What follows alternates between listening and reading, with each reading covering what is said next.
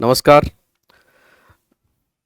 Task आधारित test series के paper संख्या 15 और रिवीजन टेस्ट थर्ड जो है उसका सॉल्यूशन लेकर आज हम आए हैं आपके सामने। देखिए, शिक्षा मनोविज्ञान और शिक्षा प्रबंधन से जुड़े हुए जो प्रश्न हैं जो इस प्रश्न पत्र में दिए गए हैं उन सब का सॉल्यूशन अपन कर रहे हैं। एक एक करके देखिएगा। सबसे पहले क्वेश्चन नंबर पहले नंबर से देखिए। पहला प्रश्न निपुण भारत से संबंधित आया है।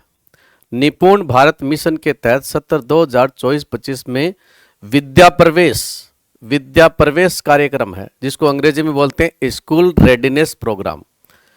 ये एनईपी 2020 जो है ना उसी का पार्ट है कि स्कूलों में बच्चों का जब एडमिशन करवाया जाए तो उस समय एक विशेष प्रकार का कैंपेन चलाया जाए और ये कैंपेन है, इसका नाम है विद्या प्रवेश कार्यक्रम, स्कूल रेडीनेस प्रोग्राम। तो किससे संबंधित है? कक्षा 1 में प्रवेशित बच्चों हेतु मूल्यांकन कार्यक्रम है। दूसरा, कक्षा 1 में 9% बच्चों के लिए 3 माह का खेल आधारित कार्यक्रम है। सी, कक्षा 1 से 5 तक के बच्चों के लिए खेल कूद से शिक्षण का कार्यक्रम है। डी लिखा है प्रखर राजस्थान 2.0 में भाषा पठन कार्यक्रम है। नहीं, वो तो ORF है। देखो, प्रखर राजस्थान में भाषा पठन के लिए तो जो चल रहा है उसका नाम तो ORF है, प्रखर राजस्थान 2.0 में। और कक्षा 1 से 5 के लिए खेल कूद संबंधी कोई गतिविधि इसके अंदर नहीं चलती, अपन सब जानते हैं। निपुण भारत मिशन जो चल रहा है पूरे देश में, इसका मेन मकसद जो है वो आप सब जानते ही हो कि FLN foundational literacy and numeracy है। हर बच्चा बुनियादी साक्षरता और संख्या ज्ञान के अंदर दक्षता प्राप्त करे, इसके लिए संचालित किया जा रहा है। और इसी के तहत स्कूल रेडीनेस प्रोग्राम है, उसका संबंध ऑप्शन बी से है, जिसमें कक्षा 1 में जो एडमिशन लेते हैं बच्चे उनको अच्छा वातावरण शुरू में देने के लिए अपन क्या करते हैं, 12 सप्ताह की या 90 दिन का एक प्रोग्राम चलाते हैं जिसमें खेल आधारित कार्यक्रम है वो संचालित होते हैं। तो सही जवाब हो जाएगा इसका बी। प्रश्न नंबर 5 देखिए। प्रश्न नंबर 5 है मुख्यमंत्री शिक्षित राजस्थान अभियान के तहत संचालित 90 दिवसीय शिक्षा नवाचार कार्यक्रम प्रखर राजस्थान 2.0 का प्रश्न है। इसका समापन 5 दिसंबर को होना था, लेकिन SIR का काम चलने के कारण सरकार ने इसका आगे आयोजन कर दिया है। तो आपको ये पता है कि इस निपुण मेला जो आयोजित होगा ना, वो मेला है उसकी सरकार ने नई जो तिथि तय करी है वो तिथि क्या है? तो आज के अखबार में भी थी, कल के अखबार में भी आई ये बात। तो देखो, ये जो निपुण मेला है वो 5 दिसंबर को तो पोस्टपोन कर दिया है और अब ये आयोजित होगा 23 दिसंबर को। तो उत्तर ए सही है इसके अंदर। अगला प्रश्न देखिए। प्रश्न नंबर 8, NCERT नई दिल्ली द्वारा NCERT ने 1 सितंबर 1925 को अपना 65वां स्थापना दिवस मनाया था और इसके अवसर पर कुछ नवाचारों को लॉन्च किया था, जिसमें जो नवाचार हैं उनमें एक तो दीक्षार एक प्रशस्त दोनों हैं। तो इसमें यह पूछा है कि कौन सा नवाचार विकलांगता की जांच करने के काम में आता है। तो ध्यान रखिएगा, इसमें का जो सही जवाब आप सब जानते ही हो, दीक्षा 2.0, प्रबल 2.0, प्रशस्त 2.0 और तारा। इसमें से सही जवाब है वो है प्रशस्त 2.0। प्रशस्त 2.0 बच्चों की विकलांगता की जांच करने के लिए एक उपकरण है जिसके आधार पर विभिन्न प्रकार की विकलांगताओं से संबंधित जांच करके बच्चे की विकलांगता का पता लगाया जाता है। इसलिए इसका सही जवाब प्रशस्त है। दीक्षा 2.0 भी 1 सितंबर को लॉन्च हुई है, प्रशस्त 2.0 भी 1 सितंबर को लॉन्च हुआ है, ध्यान रखना। और ये जो दीक्षा 2.0 है, दीक्षा का ही दूसरा वर्जन है, ठीक है। ये ऑनलाइन डिजिटल प्लेटफॉर्म के रूप में शिक्षकों के लिए एक मंच है, आप सब जानते ही हो। प्रबल 2.0 ये राजस्थान में वर्तमान में कक्षा 9 से 12 तक के बच्चों के लिए जीवन कौशल की शिक्षा प्रदान करने के लिए एक चल रहा कार्यक्रम है जिसका नाम प्रबल है। 9 से 12 तक के बच्चों के लिए है ये, ठीक है। और तारा आप सब जानते हो कि एक एप्लीकेशन है सेंट्रल गवर्नमेंट द्वारा लॉन्च की हुई जो AI पर आधारित है, जो बच्चों की जो रीडिंग एफिशिएंसी है उसकी जांच करती है। अगला प्रश्न देखिए। नेक्स्ट, नो बैग डे के बारे में। राजस्थान में जो नो बैग डे या पूरे भारत में नो बैग डे की बात है उसके बारे में सत्य कथन पूछा है कि कौन सा है। NEP 2020 के अंदर एक सेशन में कम से कम एक साल में 10 नो बैग डे होने चाहिए। बिल्कुल सही बात है, पहली बात सही है। राजस्थान में नो बैग डे मनाने हेतु कक्षा अनुसार 5 समूह बनाए गए, बिल्कुल 5 समूह बनाए गए हैं, जिसमें अंकुर, प्रवेश, उन्नति, दिशार, ये जो अपन को 4-5 समूह बताए हुए हैं, आपको 5 समूह बनाए गए हैं। राजस्थान में प्रत्येक महीने में आजकल 2 नो बैग डे, हाँ अपन सब जानते हैं शुरू में तो प्रत्येक शनिवार को नो डे बैक डे मनाया जाता था, लेकिन अब 2024-25 से सरकार ने क्या कर दिया कि प्रत्येक शनिवार की बजाय केवल दूसरा और चौथा शनिवार है उसको नो बैक डे घोषित कर दिया है। तो तीसरी बात भी सही है, तो डी उत्तर सही हो जाएगा, उपयुक्त सभी। आगे बढ़िए, प्रश्न नंबर 17 देखिए, कौन से विद्यालय राष्ट्रीय शिक्षा नीति 2020 के परिणाम स्वरूप प्रभावी क्रियान्वयन तो संचालित किए गए हैं। एनईपी 2020 आने के बाद में जो नए स्कूल खुले हैं वो आप सब जानते ही हो भाई। Mahatma Gandhi English medium school है तो 2019-20 से चल रहे हैं, पहले से चल रहे हैं, ठीक है। ये तो राजस्थान सरकार द्वारा शुरू किए गए हैं 19-20 में। स्वामी विवेकानंद गवर्नमेंट मॉडल स्कूल है, ये तो बहुत पहले से चल रहे हैं भाई। Swami Vivekanand government model school है 2014-15 के आसपास से चल रहे हैं। SVGMS, एकलव्य EMRS स्कूलीय सेंट्रल गवर्नमेंट द्वारा संचालित आवासीय विद्यालय जो बहुत पहले से चल रहे हैं। PM श्री विद्यालय हैं, ये नए विद्यालय हैं। PM श्री प्रधानमंत्री school of rising India, school of rising India इस नाम से इन स्कूलों को शुरू किया गया जिनको अपन PM श्री, ये कोई नए स्कूल नहीं है वैसे, ये तो केवल जो पहले से संचालित स्कूल है, नवोदय विद्यालय, केंद्रीय विद्यालय या राज्य सरकार के विद्यालय हैं, उनमें से ही कुछ विद्यालयों को PM श्री का दर्जा दिया गया है और उनको नया बजट आवंटित किया गया है ताकि प्रभावी ढंग से शिक्षा नीति को क्रियान्वित किया जा सके। उत्तर हो जाएगा डी, PM श्री। आगे आ जाइए, हाल ही में 9 जून 2025 में राजस्थान के सरकारी विद्यालयों में संचालित मिड डे मील योजना जो है उसके बारे में पूछा है। तो 9 जून को आप सब जानते हो MDM जो है प्रधानमंत्री पोषण शक्ति कार्यक्रम के तहत चल रहा है वर्तमान में, और इसका जो मेकिंग चार्ज है वो बढ़ाया गया था और ये मेकिंग चार्ज कर दिया है 10 रुपए और 17 पैसे, ठीक है। इसका जवाब सही हो जाएगा डी। तो ये तथ्यात्मक प्रश्न है, सीधा सीधा उत्तर। L1 के लिए कुछ 6 पॉइंट कुछ रखा गया है। आगे देखिए 27, national means cum merit scholarship, एक स्कॉलरशिप होती है NMMS की जो 2026 के अंदर जो हुई है उसके बारे में कुछ बातें पूछी हैं। National means cum merit scholarship जो योजना होती है, इस परीक्षा को राष्ट्रीय स्तर पर आयोजित करने वाली नोडल एजेंसी NCERT है, बिल्कुल सही बात है, पहली बात सही है। इसमें प्रतिमाह है 1200 रुपए एक साल में 10 महीने के लिए, इसलिए 12,000 रुपए एक साल के हो गए। 10 महीने के ही मिलते हैं क्योंकि 2 महीने की स्कॉलरशिप नहीं मिलती है, 12 में से 10 की मिलती है, तो 12 चौक 48, टोटल 48,000 रुपए। तो दूसरी बात भी सही हो गई। इसमें सरकारी एवं मान्यता प्राप्त गैर सरकारी विद्यालयों में कक्षा 8 में पढ़ने वाले बच्चे परीक्षा में भाग ले सकते हैं। केवल सरकारी वाले ही भाग ले सकते हैं, मान्यता प्राप्त गैर सरकारी वाले भाग नहीं ले सकते। सी गलत है। इसमें माता पिता की वार्षिक आय 3.5 लाख रुपए से ज्यादा नहीं होनी चाहिए, ये बात भी सही है। तो A, B और D, A, B और D यानी ऑप्शन C है, केवल A, B और D सही है, C सही हो जाएगा। तो ये NMMS के बारे में था प्रश्न। प्रश्न संख्या 30 देखिए, राज्य में राजकीय उच्च माध्यमिक विद्यालयों, राज्य के राजकीय उच्च माध्यमिक विद्यालयों के प्राचार्य को क्या बनाया जा सकता है। तो देखो सीनियर सेकेंडरी स्कूल का प्रिंसिपल होता है ना, उसको PO बना सकते हैं, PEEO, PO बन सकता है, panchayat elementary education officer. PO ही आपको पता है संकुल का CRCF भी होता है। इसी के पास में एक पद और होता है, क्लस्टर रिसोर्स सेंटर फैसिलिटेटर, संकुल संदर्भ केंद्र प्रभारी। और यह है ACBO, बिल्कुल CBO होता है वो तो DO रैंक का होता है, और ACBO जो होता है वो कोई प्रिंसिपल होता है, उसी को ACBO नियुक्त किया जाता है। तो इस प्रकार से देखो, इस प्रकार से ACBO जो है अतिरिक्त मुख्य ब्लॉक शिक्षा अधिकारी, इस पर भी लगा सकते हैं। तो प्रिंसिपल को इनमें से किसी भी यानी तीनों पदों पर उपयुक्त सभी पदों पर नियुक्त किया जा सकता है, क्योंकि उसकी रैंक के अनुसार ये तीनों पद इक्वल हैं। आगे आ जाइए, अगला प्रश्न आ जाइए 34 नंबर, निःशुल्क और अनिवार्य बाल शिक्षा अधिकार अधिनियम 2009 के अनुसार एक राजकीय विद्यालय में प्रवेश के संदर्भ में कौन सा कथन सही है। भाई RT के बारे में पूछा प्रश्न। अगर कोई बच्चा 6 साल से बड़ा हो गया है तो उसको प्रवेश देने से मना नहीं करना है, बिल्कुल नहीं करना है, सही बात है, नहीं करेंगे मना, उसको एज के हिसाब से एडमिशन दे देंगे।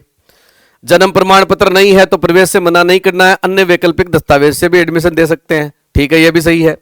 विद्यालय द्वारा TC देने से मना नहीं किया जा सकता, किसी बच्चे को पूर्व विद्यालय TC देने से मना नहीं कर सकता, अन्य TC में देरी कर सकता है, ठीक है ये भी। और बीच सत्र में प्रवेश देने से, अगर कोई बच्चा बीच में आता है तो आप एडमिशन देने से मना नहीं करोगे, ठीक है ना। बच्चा ट्रांसफर सर्टिफिकेट के साथ में आ सकता है कभी भी उसको। और बीच सत्र का मतलब यहाँ पर यह भी है कि जैसे एडमिशन की लास्ट डेट निकल गई तो लास्ट डेट से पहले पहले अगर अपन बात करें तो अपन बच्चे को क्या कर सकते हैं, उसका एडमिशन कर सकते हैं। यानी सत्र की विस्तारित अवधि 6 माह है और विशेष परिस्थिति में पूरे सत्र में एडमिशन दे सकते हैं। तो चारों बातें सही हो गई, A, B, C, D सारे ऑप्शन सही हैं। आगे 37 नंबर, आरटीए अधिनियम 2009 के अध्याय 4, अध्याय 4 सबसे इंपॉर्टेंट है, आप सब जानते हो। अध्याय 4 जो है उसमें धारा 12 से लेकर 28 सबसे ज्यादा विद्यालयों और शिक्षकों का उत्तरदायित्व है, यह है इसका।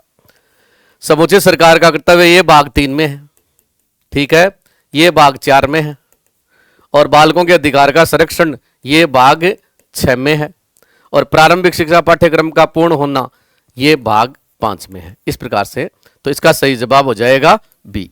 आगे आ जाओ, अगला प्रश्न मैनेजमेंट का है। एसएमसी की कार्यकारिणी की बैठक के बारे में पूछा है। सूचना 4 दिन पहले देनी पड़ती है, बिल्कुल देनी पड़ती है। बैठक प्रतिमा आयोजित होती है, हर महीने में एक बैठक होती है, वैसे अमावस्या होती है अपने यहाँ पर। गणपूर्ति न होने पर 7 दिन में दोबारा बैठक बुलानी पड़ती है, सही है एकदम बात। तो गलत कौन सी है? गलत है डी। गणपूर्ति के लिए 1/4 नहीं 1/3 सदस्य उपस्थित होने जरूरी है, तो उत्तर हो जाएगा डी। आगे आ जाओ भाई, राजस्थान निःशुल्क और अनिवार्य बाल शिक्षा अधिकार नियम 2011, इस नियम में भी आरटी 2009 में भी 17 में संशोधन किया गया था, और इस संशोधन में आप सब जानते ही हो आरटी की धारा 23 में शिक्षकों की पात्रता की बात है।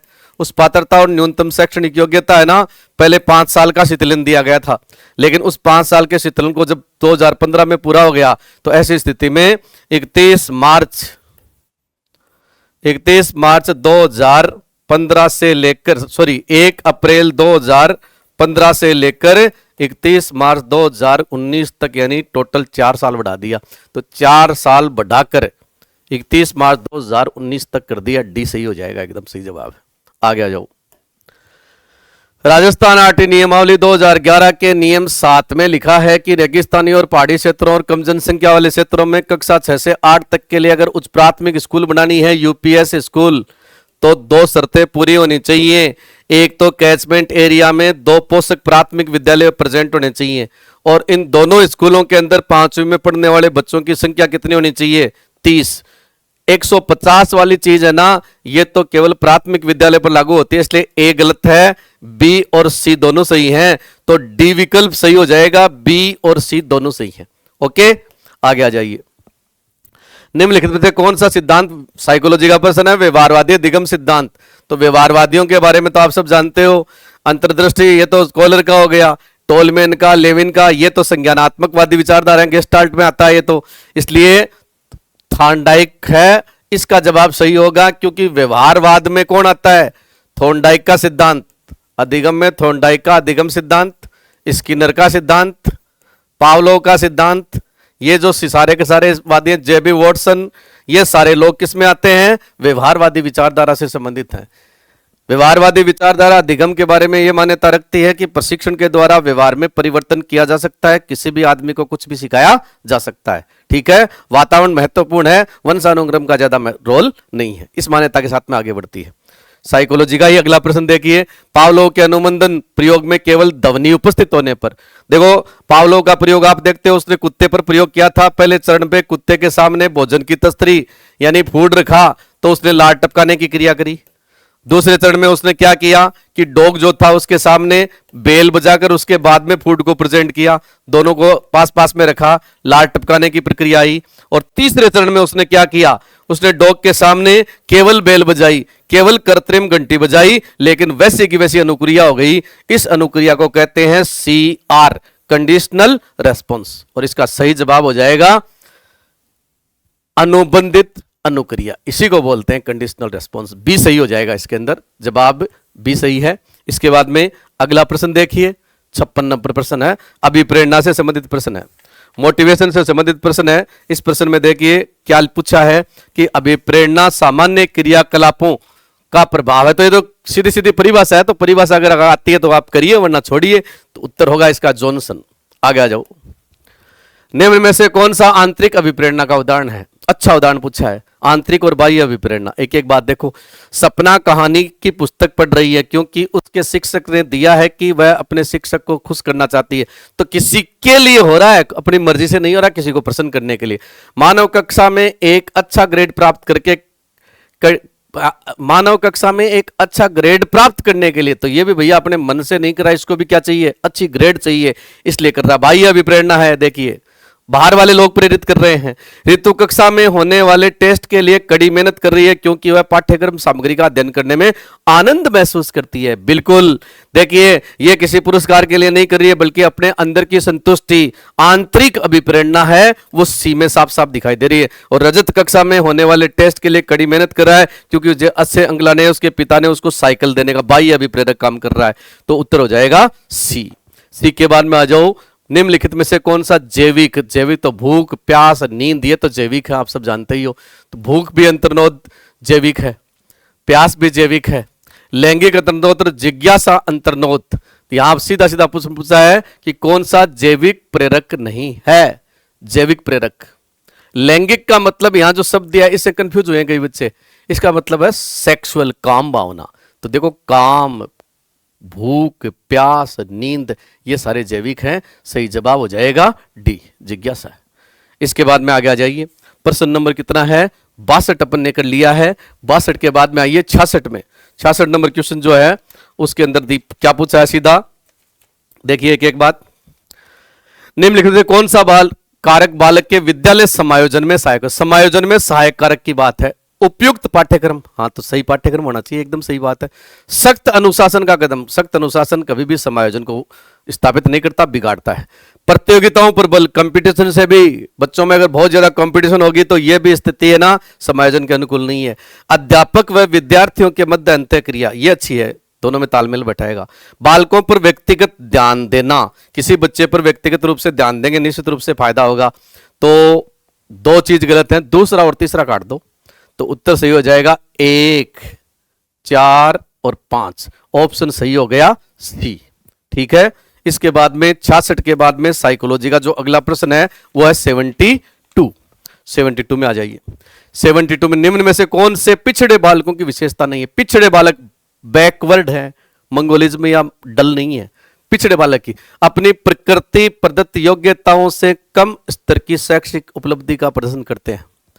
भगवान ने उनको, ध्यान रखना, गलत बात पूछी है, कौन सा नहीं है। पिछड़े बालकों की कौन सी विशेषता नहीं। पिछड़ा बालक कौन है, जिसको प्रकृति ने योग्यता तो दी है लेकिन परफॉर्मेंस अच्छी नहीं दे रहा है, बैक है इसलिए। सामान्य विद्यालय कार्य के साथ में गति नहीं रख पाते, हाँ इनकी गति क्या होती है, पिछड़ों की थोड़ी कम होती है सामान्य बच्चों से। ठीक है, दूसरी बात सही है। अपनी आयु के बालकों से थोड़े क्या रहते हैं, पीछे रह जाते हैं, तो ये भी सही है। कम बुद्धि रखते हैं, ये गलत बात है, जरूरी नहीं है।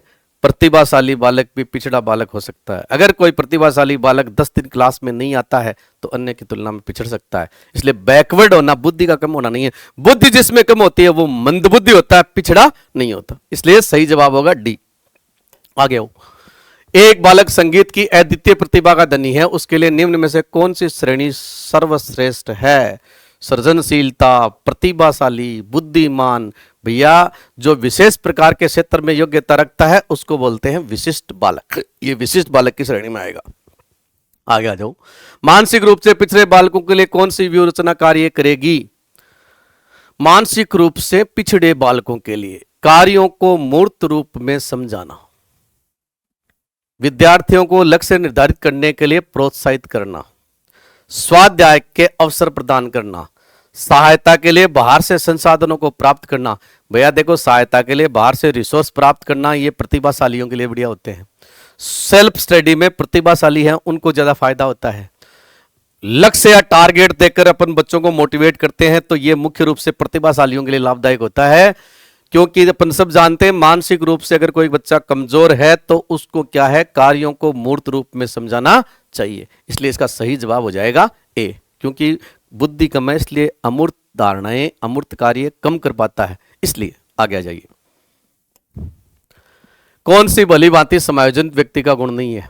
समायोजित व्यक्ति का गुण नहीं, अपनी इच्छाओं और कमजोरियों का ज्ञान होना। पहली बात, जिसको अपनी इच्छा और कमी का ज्ञान होता है, ठीक है। अपने आप को और दूसरों को सम्मान देना, ठीक है। आलोचक तथा दोस्त निकालने की प्रकृति होना, हालातों से संघर्ष करने की। देखो समायोजित व्यक्ति अपने हालातों से संघर्ष कर लेता है, खुद को भी समझता है, दूसरों को भी मान सम्मान देता है, अपनी इच्छाओं और कमजोरियों खूबियों की पहचान रखता है। लेकिन आलोचक या दूसरों में दोस्त निकालने की प्रवृत्ति है, यह समायोजन का लक्षण नहीं है। तो इसका जवाब हो जाएगा सी। 78 के बाद में इस प्रकार से अपने शिक्षा मनोविज्ञान और विशेष रूप से मैनेजमेंट से संबंधित प्रश्न है उनको अपन ने सबको सॉल्व कर लिया है। तो लगातार आप टेस्ट में बने रहिए। अब तो अंतिम टेस्ट है, अंतिम प्रतिस्पर्धा है। आप लगातार थमे रहिएगा, बिना घबराए अच्छी प्रैक्टिस करते रहे, सारे टेस्ट दीजिए, निश्चित रूप से आपको सफलता मिलेगी। इन्हीं शुभकामनाओं के साथ में धन्यवाद। सभी भावी अध्यापकों को गुड इवनिंग और आप सभी का प्रयास के ऑनलाइन प्लेटफॉर्म पर हार्दिक स्वागत है। देखो, आज जो पेपर है टेस्ट सीरीज 1.0 का 15वां पेपर संपन्न हुआ है आज, जिसके अपने आईसीटी के जो 5 क्वेश्चन आए थे बहुत ही इजी से प्रश्न थे। वैसे तो कोई इश्यू नहीं आना चाहिए था, तो उसका सॉल्यूशन मैं आपको बता देता हूँ। और आज के पेपर में जो आईसीटी का क्वेश्चन पहला क्वेश्चन था, और वो ही ये है कि इंटरनेट प्रोटोकॉल के संदर्भ में प्रयुक्त IMAP का पूरा नाम क्या होता है। यानी IMAP का पूरा नाम यहाँ पे पूछा है, और ऑप्शन में दे रखा है कि intra message access protocol, internet message access protocol, internet most access protocol, instant message access protocol. तो गाइज आपका जो आंसर होगा यहाँ पे वो होगा ऑप्शन नंबर 2। ऑप्शन नंबर 2 होगा, यानी internet message access protocol IMAP का पूरा नाम ही होता है। बहुत ही सिंपल सा प्रश्न था कि IMAP का पूरा नाम, और IMAP का पूरा नाम होता है इंटरनेट मैसेज एक्सेस प्रोटोकॉल। उसके बाद में नेक्स्ट प्रश्न अपना आता है, और वो आता है कि फेसबुक का नया नाम क्या है। ये तो बिल्कुल सभी को सोशल मीडिया पे जो टाइम देते हैं तो देखते रहते हो कि फेसबुक का नया नाम क्या है, बिल्कुल सोचने की कहीं जरूरी नहीं थी। तो ऑप्शन में यहाँ पे Meta cube, Meta book, Meta दे रखा है, और ऑप्शन यहाँ भी आपका ऑप्शन नंबर 2 रहेगा आंसर, यानी मेटा फेसबुक का नया नाम है।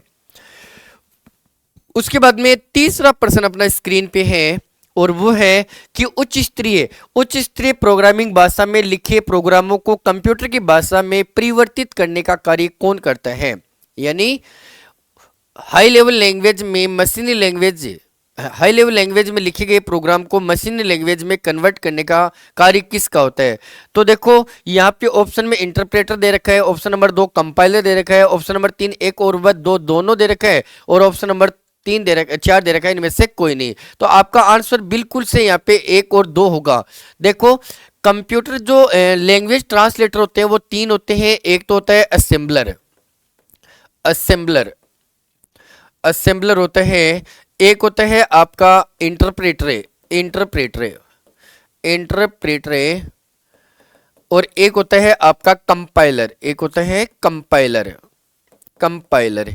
ये तीनों ही एक लैंग्वेज ट्रांसलेटर होते हैं। ध्यान में रखना, कंप्यूटर की जो लैंग्वेज होती है वो मोस्टली 2 होती हैं। एक तो होती है लो लेवल लैंग्वेज, और दूसरी होती है high level language. Low level language होती है, ये आगे चलकर 2 भागों में डिवाइड होती है। एक मशीनी लैंग्वेज होती है, और दूसरी होती है असेंबली लैंग्वेज। तो गाइस ध्यान देना कि कंप्यूटर केवल मशीनी लैंग्वेज को ही समझ सकता है। कंप्यूटर न तो असेंबली लैंग्वेज को डायरेक्ट समझ पाता है, और न ही हाई लेवल लैंग्वेज को डायरेक्ट समझ पाता है। इन दोनों को डायरेक्ट नहीं समझ पाएगा। इन दोनों में लिखे गए, यानी हाई लेवल और असेंबली लैंग्वेज में लिखे गए प्रोग्राम को कंप्यूटर की भाषा में बदलने के लिए, यानी मशीनी भाषा में बदलने के लिए जो कन्वर्टर काम में लिए जाते हैं, जो ट्रांसलेटर काम में लिए जाते हैं, वो 3 प्रकार के होते हैं। एक असेंबलर, एक इंटरप्रेटर और एक कंपाइलर। बात आती है असेंबलर की, तो असेंबलर होता है वो असेंबली भाषा में लिखे गए प्रोग्राम को कौन सी भाषा में बदलता है, मशीनी भाषा में बदलता है। असेंबलर का कार्य होता है कि असेंबली लैंग्वेज में लिखे गए प्रोग्राम को मशीनी भाषा में कन्वर्ट करना। जबकि इंटरप्रेटर और कंपाइलर ये दोनों ही क्या करते हैं, हाई लेवल लैंग्वेज में लिखे गए प्रोग्राम को कौन सी भाषा में कन्वर्ट करते हैं, मशीनी भाषा में बदलते हैं। तो यहाँ पे पूछा गया है कि उच्च स्तरीय भाषा, यानी हाई लेवल लैंग्वेज में लिखे गए प्रोग्राम को मशीनी भाषा में बदलने के लिए, तो आपका आंसर इंटरप्रेटर और कंपाइलर दोनों ही होगा। क्योंकि इंटरप्रेटर और कंपाइलर दोनों ही एक ऐसे लैंग्वेज ट्रांसलेटर होते हैं जो उच्च स्तरीय भाषा यानी हाई लेवल लैंग्वेज में लिखे गए प्रोग्राम को मशीनी भाषा में बदलते हैं। दोनों में डिफरेंस क्या होता है, ध्यान में रखना। इंटरप्रेटर होता है ये प्रोग्राम को लाइन बाय लाइन रीड करता है और line by line he convert करता है, जबकि कंपाइलर होता है ये कंप्लीट प्रोग्राम को एक साथ रीड करता है और एक साथ कन्वर्ट कर देता है। दूसरा अंतर होता है कि इंटरप्रेटर होता है ये प्रोग्राम को मेन फाइल यानी जिसको अपन सोर्स फाइल बोलते हैं उसी में कन्वर्ट कर देता है, जबकि कंपाइलर होता है ये कन्वर्ट करते समय एक नई फाइल क्रिएट करता है जिसको ऑब्जेक्ट फाइल कहते हैं। तो यहाँ पे आपको सीधा सीधा पूछा है कि उच्च स्तरीय भाषा में लिखे गए प्रोग्राम को कंप्यूटर की भाषा यानी मशीनी भाषा में, तो आपका आंसर इंटरप्रेटर और कंपाइलर दोनों यानी ऑप्शन है नंबर 1 और 2 दोनों होगा, यानी सी ऑप्शन आपका आंसर है होगा। उसके बाद में नेक्स्ट क्वेश्चन है कि सोशल मीडिया पर जो लोग दूसरों को ऑनलाइन परेशान करते हैं उन्हें क्या कहा जाता है, यानी ऑनलाइन जो अपने को परेशान करते हैं वो सोशल मीडिया पर उनको ट्रोल्स कहा जाता है। ट्रोल्स क्या कहा जाता है, ट्रोल्स। आपका आंसर आएगा ट्रोल्स, ठीक है। हैकर्स नहीं होता है, हैकर्स क्या होते हैं भाई, हैकर्स क्या होते हैं यानी कि किसी इंटरनेट यूजर के द्वारा दूसरे किसी हैकर्स द्वारा इंटरनेट यूजर के साथ की जाने वाली धोखेबाजी होती है वो हैकर्स कहलाते हैं, यानी वो व्यक्ति जो किसी दूसरे व्यक्ति के साथ धोखेबाजी करते हैं, जालसाजी करते हैं, उसको हैकर कहा जाता है। ब्लॉगर्स कौन होता है, जो भी ब्लॉग्स बनाते हैं जैसे आजकल अपन सुनते हैं ना कि welcome in my new blogs से, तो ये जो ब्लॉगर्स होते हैं ये जो छोटे छोटे क्लिप बनाते हैं, वीडियो बनाते हैं मनोरंजन के लिए, उनको ब्लॉगर्स करते हैं। और यूजर्स क्या होता है, कंप्यूटर पे काम करने वाला। तो आपका आंसर होगा वो ट्रोल्स होगा, जो कि सोशल मीडिया पे किसी दूसरे व्यक्तियों को परेशान करते हैं, ठीक है। उसके बाद में अगला पर्सन है यूपीआई का पूरा नाम क्या होता है, यूपीआई पेमेंट होता है। और सीधा सा इसका आंसर होगा यूनिफाइड पेमेंट इंटरफेस होगा, यूनिफाइड पेमेंट इंटरफेस। तो आपका यहाँ पे ऑप्शन होगा ए होगा आपका आंसर है। तो ये आज के पेपर में आए हुए जो सिंपल से 5 क्वेश्चन थे वो उनका सॉल्यूशन मैंने आपको करवा दिया है।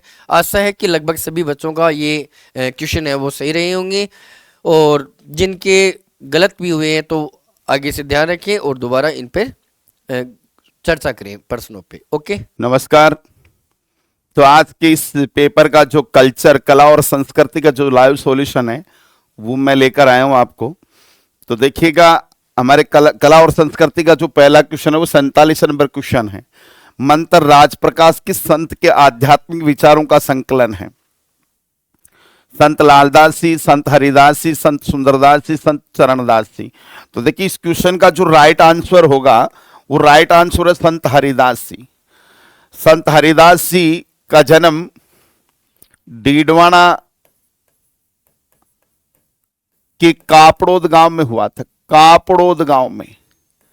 इनका मूल नाम था हरि सिंह सांखला, और हरि सिंह सांखला वो प्रारंभ में लूटमार किया करते थे। लूटमार इट मीन से लुटेरा था, लुटेरा। और एक सन्यासी के प्रवचन सुनकर इन्हें ज्ञान प्राप्त हुआ और तीखी डूंगरी पर बैठकर घोर तपस्या की, निर्गुण भक्ति का उपदेश दिया और निरंजनी संप्रदाय की स्थापना की थी। तो देखिए संप्रदाय अगर पूछा जाए तो निरंजनी संप्रदाय, और इनके जो उपदेश हैं वो इनके ग्रंथ मंत्र राजप्रकाश और हरिपुर श्री वाणी में संकलित हैं। और इस संप्रदाय की जो पीठ है वो पीठ गाडा डीडवाना में बनी हुई। और संत हरिदास जी को कलयुग का वाल्मीकि कहा जाता है। बिल्कुल याद रखिएगा, कलयुग का वाल्मीकि किस संत को कहा जाता है? कलयुग का वाल्मीकि संत हरिदास जी को कहा जाता है।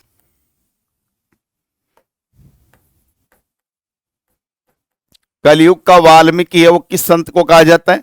संत हरिदास जी को। तो देखिए इसका राइट जो आंसर है वो है हरिदास जी। अगला क्वेश्चन देखिएगा, ज्ञान सुंदर, बावनी, रामजी अटक नामक कृतियों का संबंध किस संत से है? न पीपा से, न रज्जब से है, न संत धन्ना से। संत सुंदरदास जी की रचनाएं ज्ञान सुंदर, बावनी, रामजी अटक। संत सुंदरदास को संत कवियों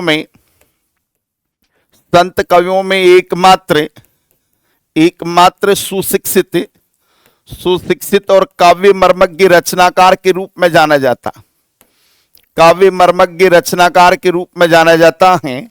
इनकी प्रमुख रचनाएं ज्ञान समुद्र, बावनी, 12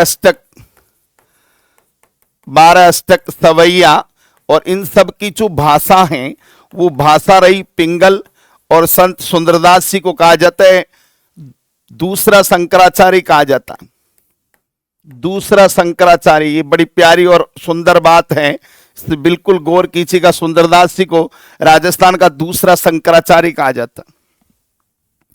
अगला क्वेश्चन देखिएगा,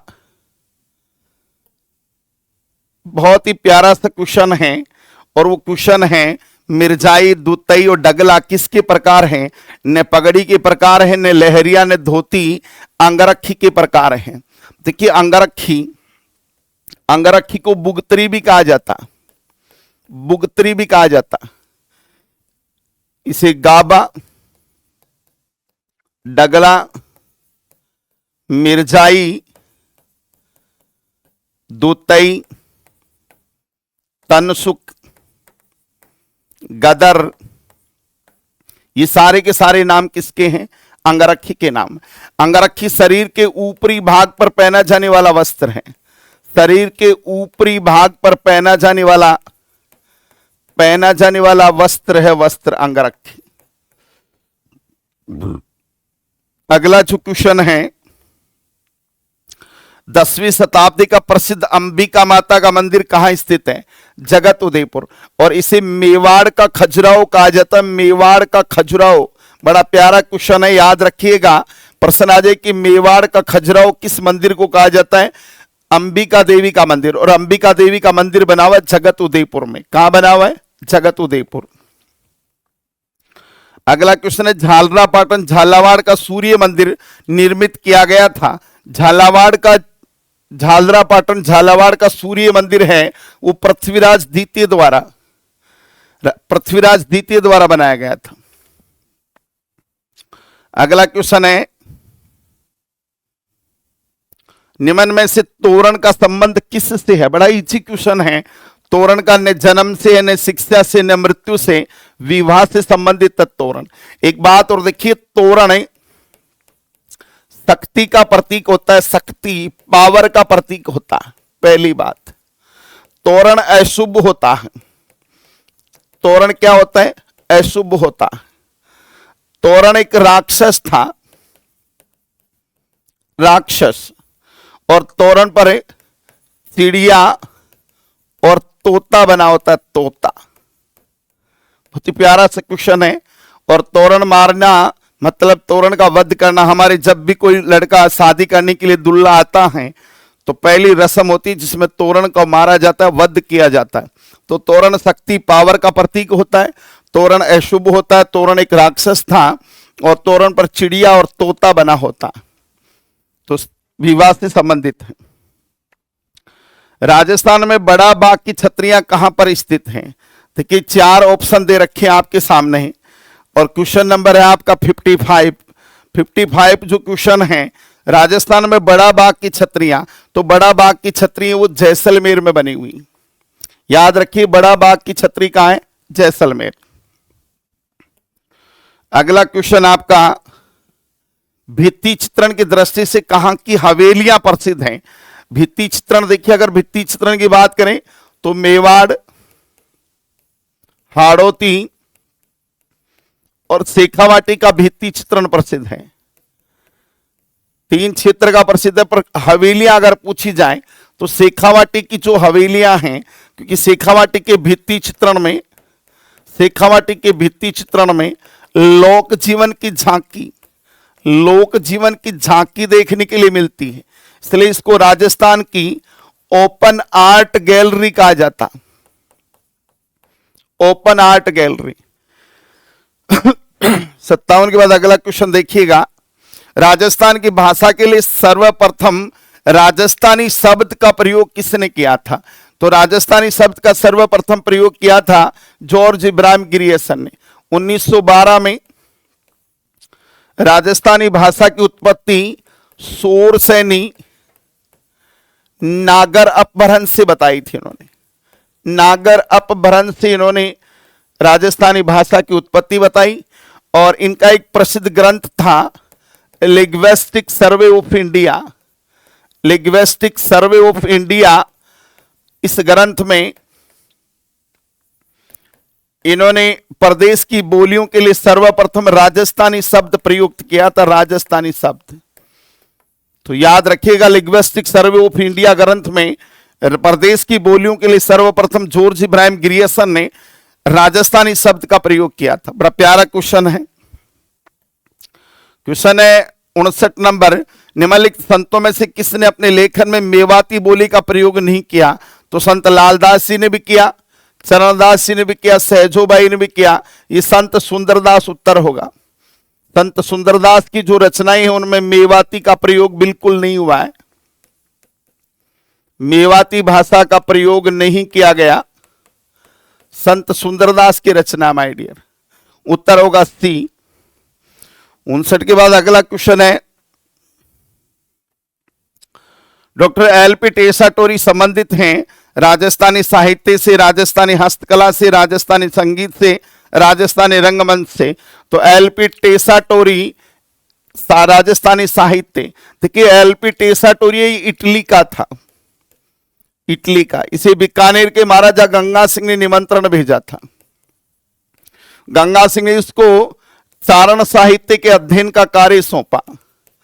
चारण साहित्य का अध्ययन करके इन्होंने जेत सिरो छंद प्रकाश में लाया गया, जेत सिरो छंद प्रकाश में लाया गया। एक बात और देखिए, इन्होंने चारण साहित्य का अध्ययन करके 2 पुस्तकें लिखी थी। सबसे पहली राजस्थानी चारण साहित्य एवं ऐतिहासिक सर्वे, ऐतिहासिक सर्वे, और दूसरी लिखी उन्होंने पश्चिमी राजस्थानी का व्याकरण, पश्चिमी राजस्थानी का व्याकरण। ये 2 बढ़िया पुस्तक है इनकी। ये जो एलपी टेसाटोरी, देखिए इसकी मृत्यु 1919 में बीकानेर में हुई, मृत्यु बीकानेर में हुई, जहां इनकी कब्र बनी हुई। एकमात्र विदेशी इतिहासकार जिसकी कब्र है वो राजपुताना में बनी हुई। अगला क्वेश्चन है, सीताराम लालस का क्षेत्र रहा पुरातत्व एवं इतिहास, राजस्थानी भाषा एवं कोश रचना, पत्रकारिता, समाज सुधार। तो देखिए इनका जो सीताराम लालस का जो क्षेत्र है वो राजस्थानी भाषा एवं कोश रचना है। सीताराम लालस राजस्थानी शब्दकोश के जनक हैं, और शब्दकोश का, राजस्थानी शब्दकोश का जनक कहा जाता है इसको। राजस्थानी शब्दकोश भी सीताराम लालस ही है। इस शब्दकोश में 2 लाख शब्द हैं, 2 लाख शब्द। और इंसाइक्लोपीडिया ऑफ ब्रिटेनिका नामक ग्रंथ में, इंसाइक्लोपीडिया ऑफ ब्रिटेनिका नामक ग्रंथ में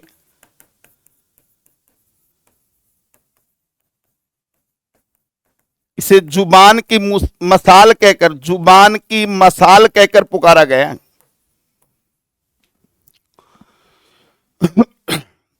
वापस देखिए, सीताराम लालस का क्षेत्र राजस्थानी भाषा एवं कोश रचना, शब्दकोश का जनक सीताराम लालस है और 2 लाख शब्द हैं। और इंसाइक्लोपीडिया ऑफ ब्रिटेनिका नामक ग्रंथ में इसको जुबान की मसाल कहकर पुकारा गया है। अगला देखिए, विजयपाल रासो की रचना किसने की थी? विजयपाल रासो की रचना की थी नल सिंह। ये नल सिंह है इसने, और विजयपाल ये बयाना का राजा था, बयाना का राजा, बयाना का राजा विजयपाल हुआ। उसकी रचना है विजयपाल रासो, ये किया था नल सिंह ने। बीजी किस साहित्यकार का उपनाम है? तो बीजी नाम से विजयदान देथा, विजयदान देथा का जन्म 1926 में बोरुंदा जोधपुर में हुआ था। बोरुंदा जोधपुर में इनका जन्म हुआ, इन्हीं को कहा जाता है बीजी। और 2002 में इन्हें बिहारी पुरस्कार, 2007 में 2007 में पद्मश्री और 2012 में राजस्थान रत्न पुरस्कार प्रथम दिया गया था। राजस्थान रत्न पुरस्कार प्रथम दिया गया था। विजयदान देथा की एक रचना थी जिसकी जिक्र अपन ने पिछली रचना में कर लिया, बातारी फुलवारी कहानियों का बगीचा, और इसे 14 खंडों में लिखा गया था। और इसी का 10वां खंड, इसका नाम है फोक टेल्स, और इसके लिए इन्हें 1976 में केंद्रीय साहित्य अकादमी पुरस्कार दिया गया था, जो कि राजस्थानी भाषा का प्रथम पुरस्कार, राजस्थानी रचना का प्रथम पुरस्कार था। अगला जो क्वेश्चन है, राजस्थान में खालिस्तान कजली तीज का त्योहार है, मेला कहां लगता है? तो कजली तीज है वो बूंदी के, माय डियर, बूंदी में लगता है, बूंदी में। एक देखिए कजली तीज या बड़ी तीज, कहीं बड़ी तीज, सातुड़ी तीज, कजली तीज, और इसको आप कहें बूढ़ी तीज। मेला लगता है बूंदी में भाद्र कृष्ण तृतीया को लगता। और बड़ी तीज की सवारी का उल्लास में जुलूस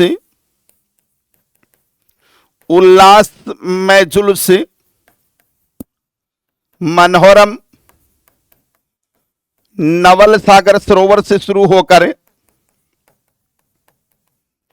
कुंभा स्टेडियम तक जाता, कुंभा स्टेडियम तक जाता। अगला जो क्वेश्चन है बहुत ही प्यारा सा क्वेश्चन है, खेजड़ी वृक्ष की पूजा किस पर्व पर की जाती है? तो खेजड़ी की पूजा वो दशहरे पर की जाती है। ये दशहरा देखिए, इस दिन लीलतास पक्षी के दर्शन शुभ माने जाते हैं। लीलतास पक्षी के दर्शन शुभ माने जाते। एक बात, इस दिन हथियारों की और खेजड़ी की पूजा, हथियारों व खेजड़ी की पूजा की जाती है। ये खेजड़ी की एक नई, अभी थार शोभा, एक नई किस्म का काजरी के वैज्ञानिकों ने नई किस्म बनाई है, थार शोभा। अगला क्वेश्चन है, निम्नलिखित कथनों में से कौन से कथन हिंदू त्योहारों के बारे में सही है? 70 नंबर क्वेश्चन देखिएगा।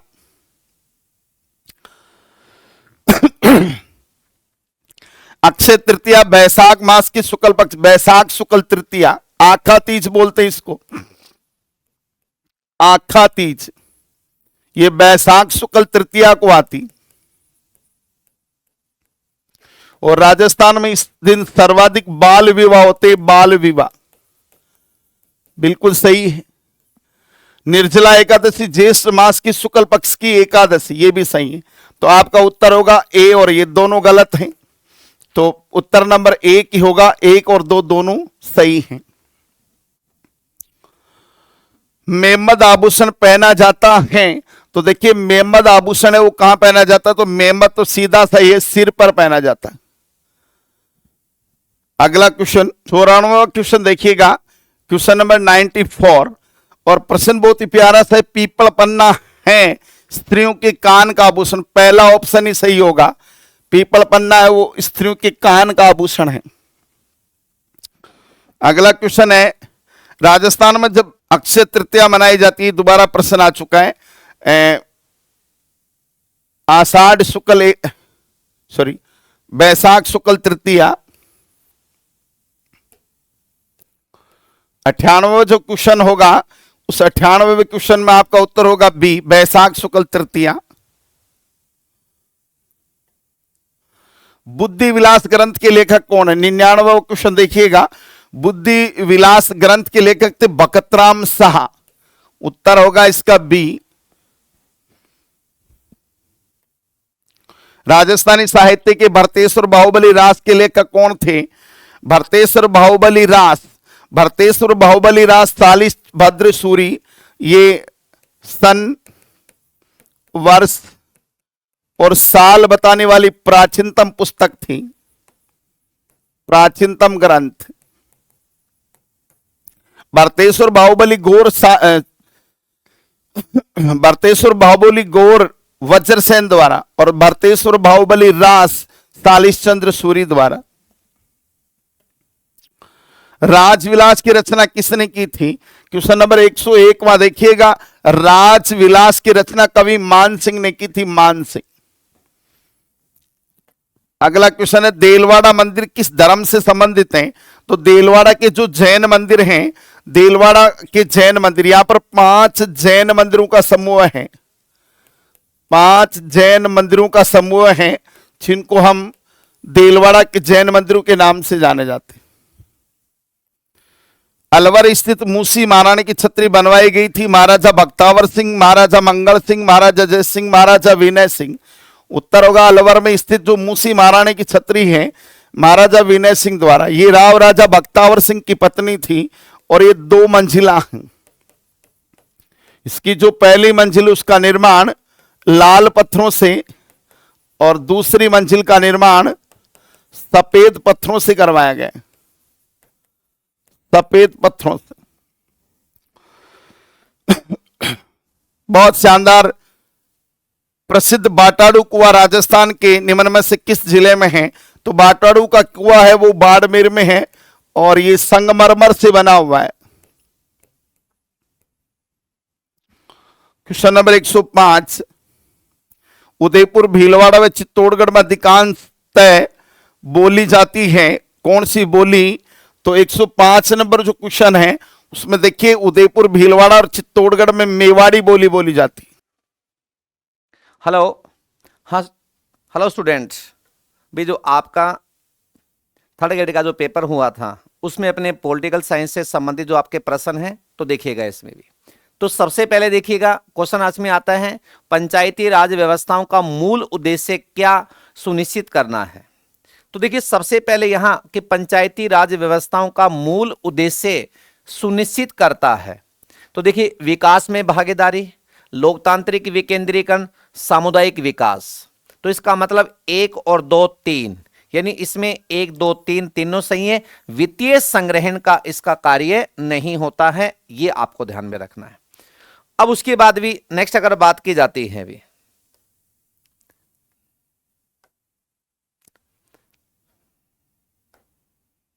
राजस्थान के निम्नलिखित मुख्यमंत्रियों में से कौन मुख्यमंत्री नियुक्त होते समय राजस्थान विधानसभा के सदस्य नहीं थे? ये आपको ध्यान में रखना है। तो देखिएगा कि टीकाराम पालीवाल, जगन्नाथ पहाड़िया, वसुंधरा राजे सिंधिया, हरिदेव जोशी। तो देखिएगा आपका यहां जो आंसर की अगर बात की जाती है भी कि इसमें टीकाराम पालीवाल था, जगन्नाथ पहाड़िया नहीं था, वसुंधरा राजे थी, हरिदेव जोशी नहीं था। तो इसका मतलब आपका आंसर क्या हो गया? 2 और 4 भी। ये व्यक्ति मुख्यमंत्री की शपथ लेते समय उसमें भी विधानसभा के सदस्य नहीं थे, ये व्यक्ति बाकायदा लोकसभा का सदस्य था और ये व्यक्ति वहां उसमें राज्यपाल था भी।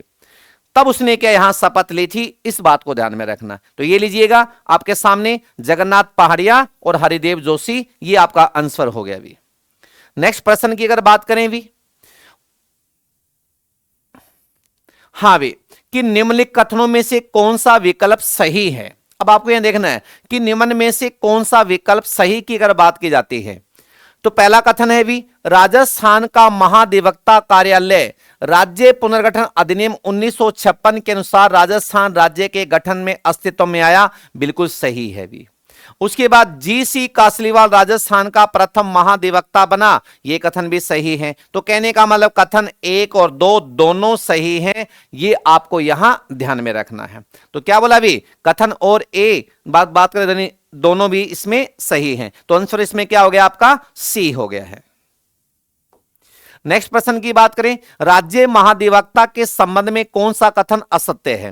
देखिए पहली बात तो राज्य महाधिवक्ता का उल्लेख अनुच्छेद 165 में है। इसकी नियुक्ति कौन करता है? राज्यपाल करता है। यह राज्य सरकार का सबसे बड़ा कानूनी सलाहकार होता है, यह आपको ध्यान रखना। तो कहने का मतलब यहां इससे संबंधित बात करें कौन सा कथन असत्य है? राज्य विधानमंडल के किसी भी सदस्य की कार्यविधि बैठक में भाग लेने में बोलने का अधिकार है। यह राज्य सरकार को विधि से संबंधित विषयों पर सलाह देता है। महाधिवक्ता का कार्यकाल 3 वर्ष का होता है।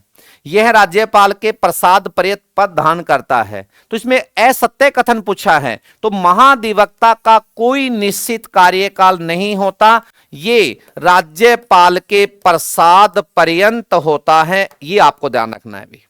ये व्यक्ति किसके प्रसाद पर्यंत भी? राज्यपाल के प्रसाद पर्यंत होता है। तो इसका मतलब ए, बी और डी तीनों कथन सत्य हैं। असत्य कौन सा है?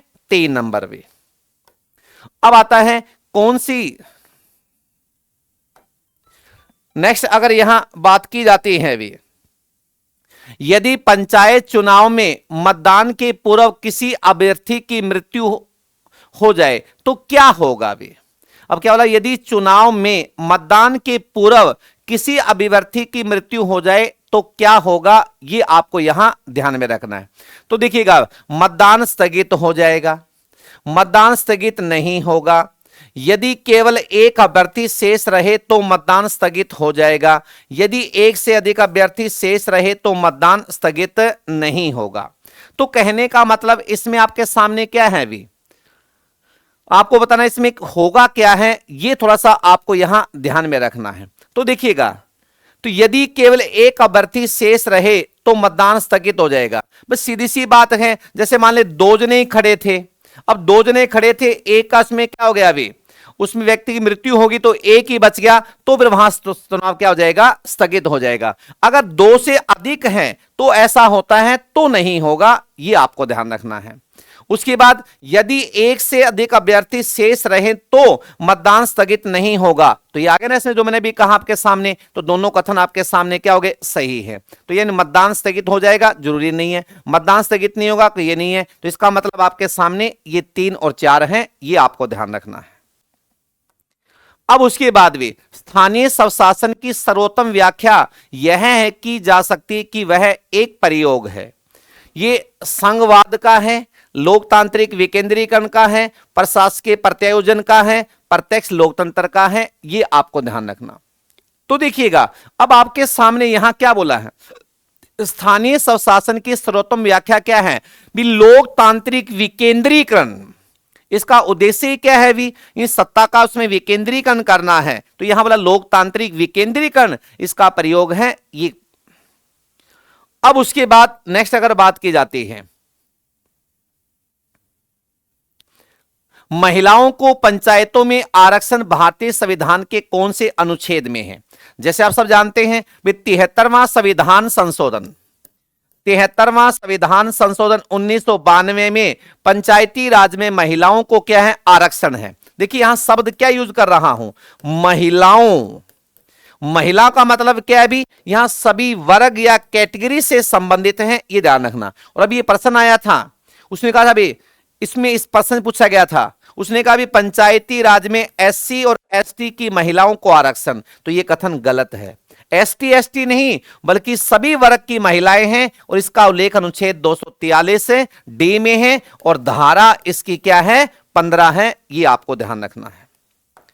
अब नेक्स्ट अगर बात करें, भारत में पंचायती राज व्यवस्था का शिल्पीकार या वास्तुकार किसे कहा जाता है? वो बचपन से पढ़ते आ रही है चीज, ध्यान रखिएगा कि भारत में पंचायती राज व्यवस्था का शिल्पीकार बलवंत राय मेहता भी, यानी BR मेहता। अगर शब्द आता है आधुनिक पंचायती राज व्यवस्था की अगर बात की जाती है, इसके जनक राजीव गांधी को कहा जाता है। शब्दों को ध्यान में रखना भी, अगर आधुनिक शब्द आ जाए तो कौन है? राजीव गांधी, अन्यथा आपका आंसर क्या है? बलवंत राय मेहता है भी। उसके बाद ग्राम खंड, जिला खंड, पंचायतों तथा नगर पालिका की सीमा क्षेत्र अधिसूचित व परिवर्तित करने निम्न में से कौन अधिसूचना जारी करता है? अब देखिएगा, बात किससे संबंधित हो रही है? ग्राम पंचायत से संबंधित है, तो ये ध्यान रखिएगा, यानी राज्य से संबंधित है, तो ये राज्य सूची का विषय है। तो इसका मतलब कौन करेगा? राज्यपाल करेगा। अगर केंद्र से बात होती तो यहां राष्ट्रपति है, ये ध्यान रखना। लेकिन यहां बात किसकी हो रही है? राज्य से संबंधित है, तो यहां आंसर आपका क्या हो जाएगा? राज्यपाल है, ये आपको ध्यान रखना है। उसके बाद निम्न में से कौन सा राजस्थान का मुख्य कार्यकारी अधिकारी होता है? अब देखिएगा कि मुख्य कार्यकारी अधिकारी की अगर बात की जाती है तो यहां मुख्य सचिव भी। अब कार्यकारी अधिकारी हैं जो मुख्य सचिव हैं, ये आपको ध्यान में रखना है।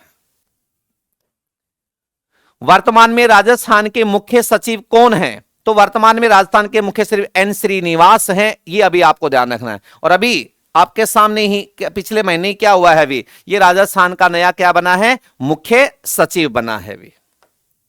उसके बाद पेशा अधिनियम 1996 भी, तो इसमें क्या पूछा गया है कि पेशा अधिनियम क्षेत्रों में ग्राम सभा की क्या भूमिका है या उसकी शक्ति है? ग्राम सभा के पास अनुसूचित क्षेत्रों में भूमि का हस्तांतरण रोकने की शक्ति होती है, बिल्कुल सही है। ग्राम सभा के पास लघु वनोपज स्वामित्व होता है, ये देख लेते हैं। उसकी भी सही है। अनुचित क्षेत्रों में किसी भी खनिज के लिए खनन पट्टा अथवा पर्यवेक्षण लाइसेंस जारी करना, ये इसका काम नहीं है। तो इसका मतलब क्या है, आपका आंसर 1 और 2 है, ये आपको ध्यान में रखना है। अब उसके बाद में नेक्स्ट अगर बात की जाती है, गरीबी रेखा से नीचे जीवन यापन करने वालों का सर्वेक्षण करवाना किसका दायित्व है? ये उपखंड अधिकारी यानी सब डिवीजन ऑफिसर का होता है, ये आपको ध्यान में रखना भी।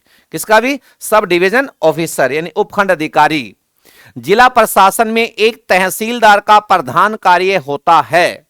अब यहां क्या बोला कि जिला प्रशासन में एक तहसीलदार का प्रमुख उसमें भी प्रधान कार्य है भू राजस्व प्रशासन भी। और आपसे कहा था भू राजस्व में अहम भूमिका किसकी होती है? वो तहसीलदार की होती है, ये आपको ध्यान में रखना। अब बोला भी निम्न में से कौन सा कार्य स्थानीय स्वशासन से संबंधित नहीं है? अब देखिएगा, अब निम्न में से कौन सा नहीं है, ये आपको ध्यान में रखना है। जैसे भी जन स्वास्थ्य, स्वच्छता का प्रबंध, जन उपयोगी सेवाएं, लोक व्यवस्था का अनुरक्षण, ये इसका काम नहीं है भी। तो कहने का मतलब ये भी है, ये भी है और ये भी, ये तीनों हैं, नीचे वाला नहीं है भी। अब उसके बाद भारतीय संविधान के 73वें संविधान संशोधन के संदर्भ में निम्नलिखित में से कौन सा कथन सत्य है? इसमें पंचायतों को स्वशासन की संस्था स्वीकार किया गया। इसमें शहरी स्थानीय सरकार के स्वशासन की संस्था को स्वीकार किया गया।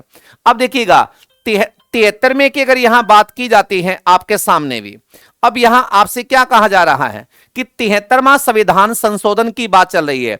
अब 73वें संविधान संशोधन की अगर बात करें तो देखिए किससे संबंधित है? वो ग्रामीण स्वशासन से संबंधित है। जब ग्रामीण स्वशासन से संबंधित हैं और 74वां किससे है? शहरी से है। तो पूछ किसका रहा है? 73वां। तो आपका आंसर क्या हो गया? 1 नंबर। इसका मतलब केवल सी है, ये आपको ध्यान रखना है। अब उसके बाद में नेक्स्ट प्रश्न की बात करें, पंचायती राज किस सूची का विषय है? जैसे आपने पढ़ा भारतीय संविधान में 12 अनुसूचियां हैं। अनुसूची नंबर 7 में क्या शक्तियों का विभाजन है? कितने रूप में है? 3 रूप में है। नंबर 1 संघ सूची, नंबर 2 राज्य सूची, नंबर 2 3 समवर्ती सूची। तो पंचायती राज पूछा है तो ये राज्य सूची का विषय है। तो इसका आंसर आपका क्या हो गया? बी हो गया भी। अब उसके बाद भी निम्न में से कौन सा कथन सत्य है कि राज्य के मुख्य सचिव का चयन मुख्यमंत्री? बिल्कुल सही है भी। इसके लिए कैबिनेट सचिव की सहमति नहीं, इसमें इसका कोई रोल नहीं होता है भी। तो इसका मतलब कथन इसमें आपका 1 सही है। कथन 1 सही और ध्यान रखिएगा 2 गलत, तो ये लीजिएगा। तो इसमें आपका आंसर क्या हो गया है? तो ये आपके सामने ये लीजिएगा भी। अगला इसमें आता है राजस्थान में पहली बार जब राष्ट्रपति शासन लगाया गया था उसमें राज्यपाल कौन था? कि राजस्थान में आज तक अनुच्छेद 356 का प्रयोग 4 बार है भी। तो 4 बार की अगर बात की जाती है, पहली बार 1967, दूसरी बार 1977, तीसरी बार 80, चौथी बार 1992। तो पूछा इस समय कौन अपने राज्यपाल था? तो संपूर्णानंद है। तो इसका आंसर हो गया भी संपूर्णानंद भी। राज्यपाल कौन सी अनुसूची के तहत शपथ लेता है? अनुसूची 1, अनुसूची 2, अनुसूची 3, कोई भी नहीं। तो ये आपका आंसर हो गया भी, इसमें कोई भी नहीं है। और एक मोटी सी बात याद रखना, चाहे राष्ट्रपति हो, चाहे राज्यपाल हो, चाहे उपराष्ट्रपति हो, इनकी शपथ का उल्लेख अनुसूची नंबर 3 में नहीं है। 3 मतलब क्या? किसी में भी नहीं है, ये आपको ध्यान में रखना है। अब उसके बाद राजस्थान का प्रथम लोकप्रिय मुख्यमंत्री कौन भी? अब बोला भी कि राजस्थान का प्रथम लोकप्रिय मुख्यमंत्री, तो यहां टीकाराम पालीवाल। भाई लोकप्रिय का मतलब यहां फेमस से नहीं है, इसका मतलब क्या है, जनता का चुना हुआ कोई व्यक्ति क्या बना है, मुख्यमंत्री। तो ये इसका मतलब है लोकप्रिय मुख्यमंत्री, ये आपको ध्यान रखना है। नेक्स्ट अगर बात करें भी प्रश्न की भी, तो ये लीजिएगा, अपने पॉलिटिकल से संबंधित प्रश्न भी आपके यही थे। Thank you. आशा यही करता हूं भी आप सभी के प्रश्न अच्छे हुए होंगे। और नेक्स्ट अभी बात करेंगे। प्रयास डिजिटल हब पर आप सभी का स्वागत है। अपने थर्ड ग्रेड की 1.0 सीरीज के अंदर जो पेपर नंबर 15 है, जो रिवीजन थर्ड के अंदर आ रहा है, आपने उसमें ज्योग्राफी के जो आपके महत्वपूर्ण क्वेश्चन जो आपके टेस्ट के अंदर आए हुए हैं, उसके सॉल्यूशन की तरफ अपन आगे बढ़ रहे हैं। तो इसमें देखो, अपना सबसे पहला जो क्वेश्चन जो आपको स्क्रीन के ऊपर दिखाई दे रहा है कि छबड़ा पावर परियोजना वो अपने राजस्थान में कहाँ पर अवस्थित है। तो इसमें ध्यान में रखना कि ये छबड़ा पावर परियोजना अपने राजस्थान में कोयले पर आधारित एक तापीय परियोजना है। कोयले पर आधारित तापीय परियोजना है। और अपने राजस्थान में कोयले पर आधारित ये जो तापीय परियोजनाएं हैं, इनमें ये 5 बड़ी मेजर परियोजनाएं हैं। एक तो Suratgarh super thermal power station है, ये अपने श्री गंगानगर में है। फिर दूसरा कोटा थर्मल पावर स्टेशन है, ये अपने कोटा के अंदर है। तीसरा Chhabra super thermal power station है, ये अपने राजस्थान में कहाँ पर है, बारां के अंदर है।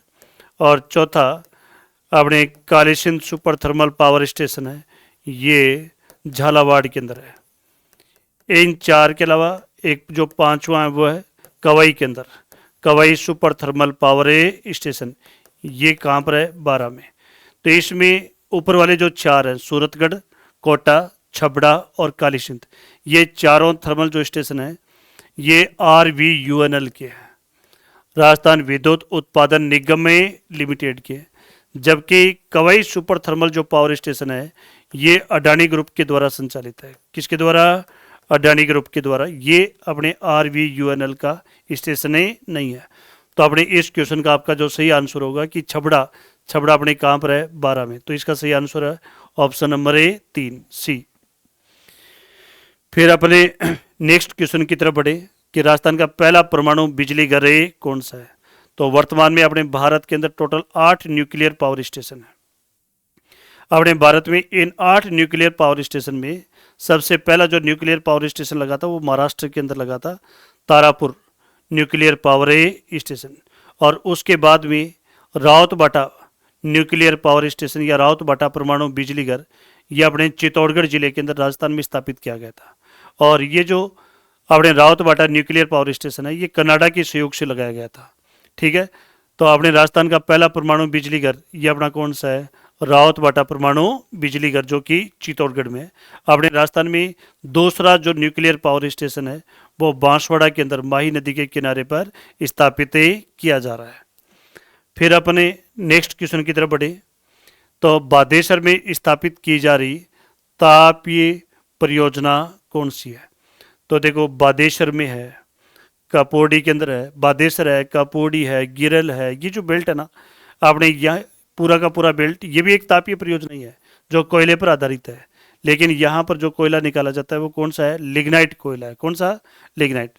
तो इसमें देखो परमाणु ऊर्जा आधारित अपने राजस्थान के अंदर केवल एक ही पावर स्टेशन है और वो कहाँ पर है, रावतबाटा में। इसलिए ये भी नहीं आपका बिटुमिन्स कोयले पर आधारित, ये नहीं है। बिटुमिन्स कोयला अपन बाहर से इंपोर्ट करते हैं, जो थोड़ी देर पहले मैंने आपको बताया था कि सूरतगढ़ के अंदर है, कोटा में है, छबड़ा में है, कालीसिंध में है।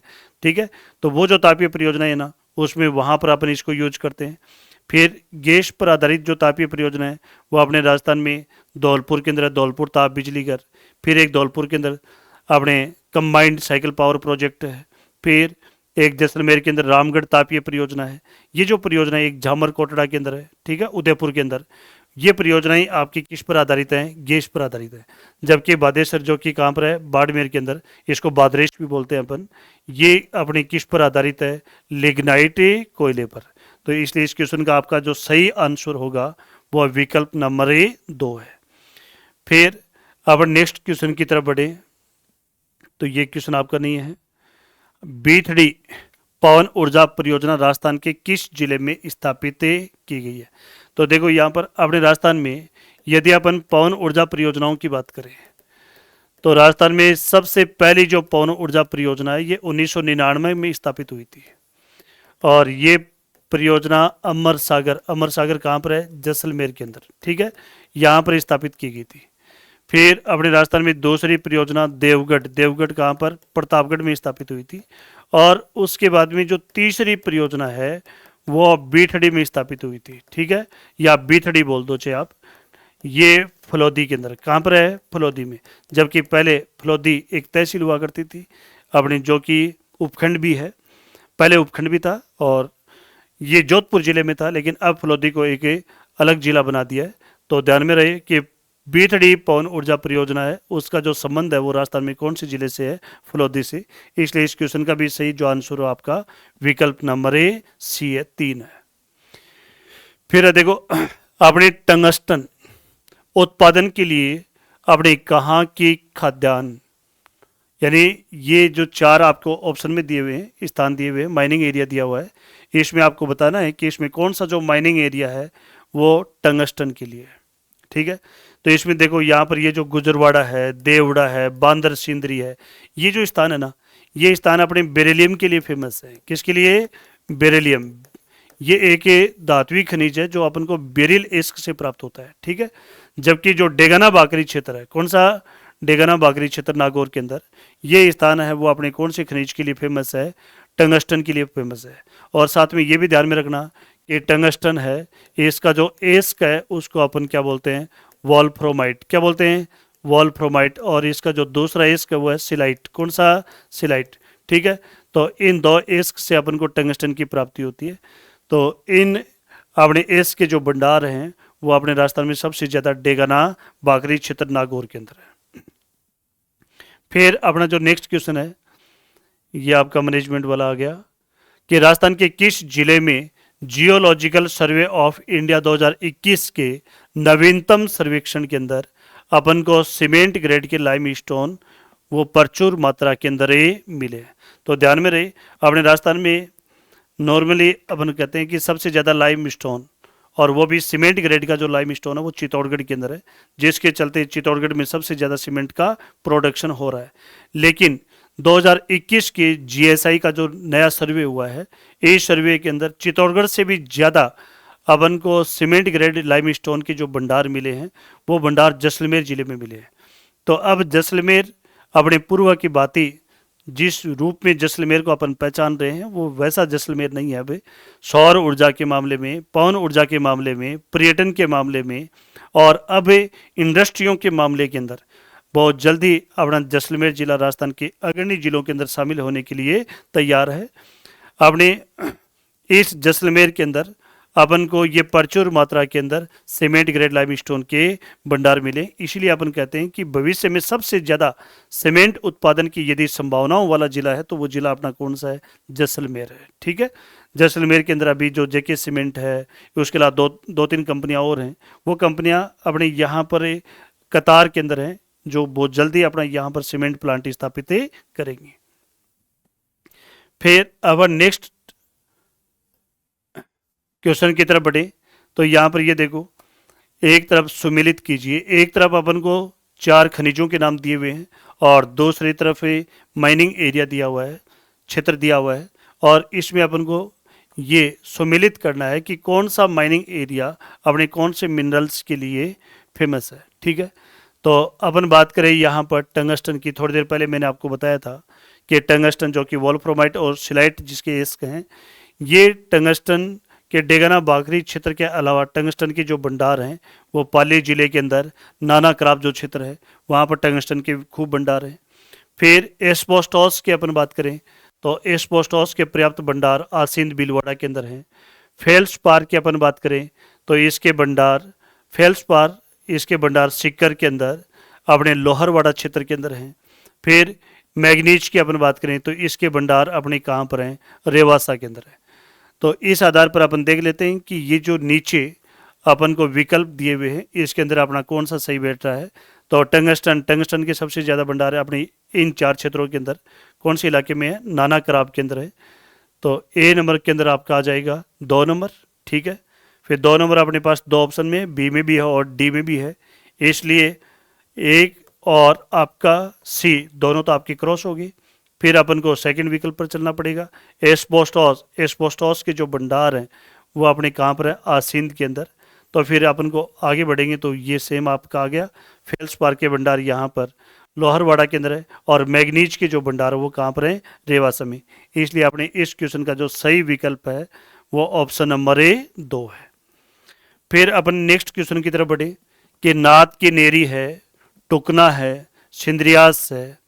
ये जो स्थान है नाथ की नेरी, टुक्का, बनेड़ी, फूलिया खुर्द, है ना, ये तमाम जो स्थान है, सिंद्रियास, है ना, जो अपने भीलवाड़ा की शाहपुरा रेंज के शाहपुरा के वाले बेल्ट के अंदर आसपास के उस इलाके में है।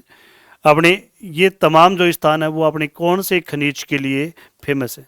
तो यहाँ पर ध्यान में रखना कि ये तमाम जो स्थान है वो अपने कौन से खनिज के लिए फेमस है? अभ्रक के लिए। अभी मैंने आपको बताया दांता है, बुनास है, टुकिया है, फुलिया खुर्द है, नाथ की नेरी है, टुकना है ना, या सिंद्रियास है। ये तमाम जो क्षेत्र हैं ये अपने कौन से खनिज के लिए फेमस है? अभ्रक के लिए। अभ्रक एक अपना आणविक खनिज है जो कि अधात्विक खनिजों के अंदर शामिल है। फिर अपने आगे की तरफ बढ़े तो ये आपका मैनेजमेंट का क्वेश्चन है।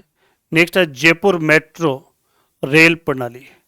जयपुर मेट्रो रेल प्रणाली भारत की कौन सी रेल प्रणाली है? अच्छा, इसमें है कि जयपुर मेट्रो जो है अपने भारत के अंदर सबसे पहले मेट्रो की जो शुरुआत है वो कोलकाता से की गई थी। कहाँ से की गई थी? कोलकाता से, ठीक है। उसके बाद में अलग अलग शहरों के अंदर मेट्रो की शुरुआत हुई, दिल्ली के अंदर भी हुई, दूसरे शहरों के अंदर भी हुई।